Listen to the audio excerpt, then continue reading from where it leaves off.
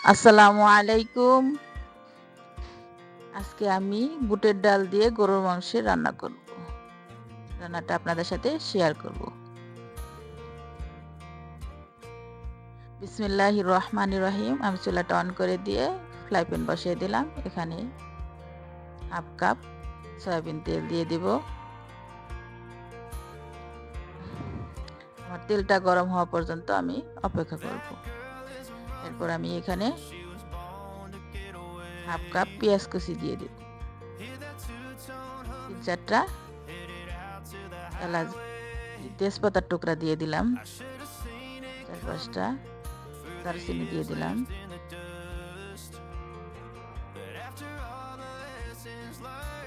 4-5টা লবঙ্গ দিয়ে দিলাম। আমি একটু নাড়াচাড়া দিয়ে ভেজে নেব। এরপর আমি হাফ কাপ পেঁয়াজ কুচি দিলাম। পেঁয়াজটা আমি একটু ভালো করে নেড়ে চেড়ে ভেজে নেব। পেঁয়াজটা এখন আমার ভাজা হয়ে গেছে। আমি এখানে 2 টেবিল চামচ রসুন বাটা দিয়ে দিলাম। 2 টেবিল চামচ আদা বাটা দিয়ে দিলাম। আমি যেহেতু গরুর মাংসের সাথে বুটের ডাল রান্না করব, এজন্য আদা রসুনের পেস্টটা একটু বেশি করে দিয়ে দিলাম। আদা রসুনের পেস্টটা আমি পেঁয়াজের সাথে একটু ভেজে নেব, যাতে কাঁচা গন্ধটা দূর হয়ে যায়। আমার আদা রসুনের পেস্ট ভেজে নেওয়া হয়ে গেছে। এখন আমি সামান্য একটু পানি দিয়ে দেব, যাতে মশলাটা পুড়ে না যায়। এরপর আমি 2 টেবিল চামচ হলুদের গুঁড়া, 2 টেবিল চামচ মরিচের গুঁড়া দিয়ে দিলাম। এখন আমি ভালো করে মিশিয়ে নেব পেঁয়াজের সাথে। 1 টেবিল চামচ ধনিয়ার গুঁড়া, 1 টেবিল চামচ জিরার গুঁড়া দিয়ে দিলাম। আর একটা মশলা, সিক্রেট মশলা, সব ধরনের মশলা দিয়ে আমি একটা পাউডার করে নিয়েছি, সেই মশলাটা দিয়ে দিলাম।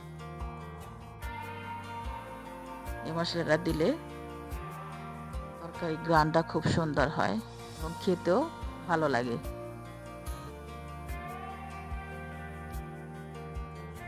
আমি এখানে মশলাটা ভালো করে কষিয়ে নেব। এখন আমি 1 চামচ এলাচের গুঁড়া দিয়ে দিলাম। আমি এলাচের গুঁড়াটা পাউডার করে নিয়েছি। আনাম এলাচ দিলে পরে অনেক সময় মুখে পড়লে পরে খুব খারাপ লাগে, এজন্য আমি পাউডারটা দিই। ঘ্রাণটাও খুব ভালো হয় এবং খেতে এলাচ কামড় লাগে না। আমি এখানে 1 কেজি পরিমাণ গরুর মাংস দিয়ে দিয়েছি। হাড় ছাড়া গরুর মাংস এখানে দিয়ে দিছি। এখন আমি পরিমাণ মতো লবণ দিয়ে দেব। আপনারা যার যার স্বাদ অনুযায়ী লবণ দিয়ে দিবেন। আমি এখন মশলার সাথে মাংসটা ভালো করে মিশিয়ে নিব।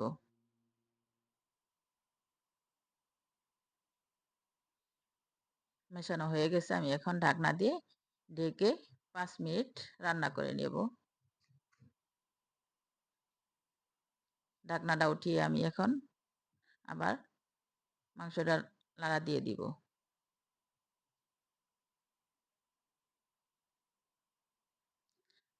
আমি যেহেতু বলেছি এখানে বুটের ডাল দেওয়া হবে, আমি বুটের ডালটা 1 ঘন্টা ভিজিয়ে রেখেছিলাম। ভালো করে ধুয়ে এখন ঝরিয়ে নিয়েছি। এখন আমি মাংসের সাথে দিয়ে দিলাম। যেহেতু গরুর মাংস রান্না করতে অনেক সময় লাগে, এজন্য আমি আর বুটের ডালটা আলাদা সিদ্ধ করিনি। মাংসের সাথে একসাথে নেড়েচেড়ে কষিয়ে নেব। ভিজিয়ে রেখেছিলাম দেখে মাংস বুটের ডালটা সিদ্ধ হবে তাড়াতাড়ি। এখন আমি কয়েক 1 কাপ হাফ কাপ কাঁচামরিচ, হাফ কাপ পেঁয়াজ কুচি দিয়ে দিলাম।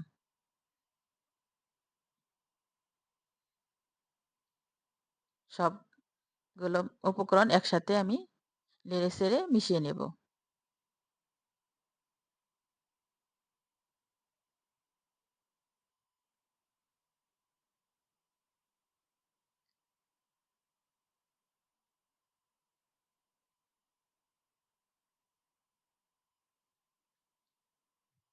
আবার সব মসলা মিশিয়ে নাড়াচাড়া দিয়ে মিশিয়ে আমি এখন ঢাকনা দিয়ে ঢেকে আরো 5 মিনিট রান্না করব।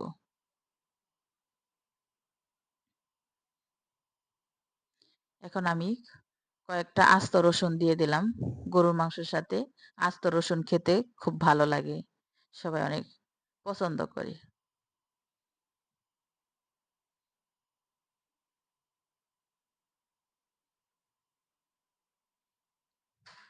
আস্ত রসুন দিয়ে আমি নাড়াচাড়া দিয়ে আবার কিছুক্ষণ কষিয়ে নেব।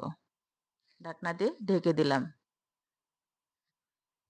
আপনারা কে, কে আস্ত রসুন খেতে পছন্দ করেন কমেন্টে বলে যাবেন। আমার বাসার বড়রা সবাই পছন্দ করে। এই যে আমি সবসময় মাংস রান্না করলে আস্ত রসুন দিয়ে দিই। এখন আমি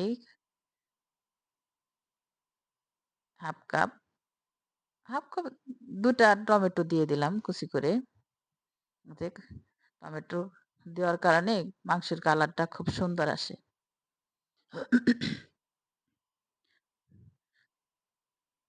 এই তো আমার রান্না প্রায় হয়ে গেছে। কেমন হলো বলবেন সবাই। আমার চ্যানেলটা সাবস্ক্রাইব করে পাশে থাকবেন। আসসালামু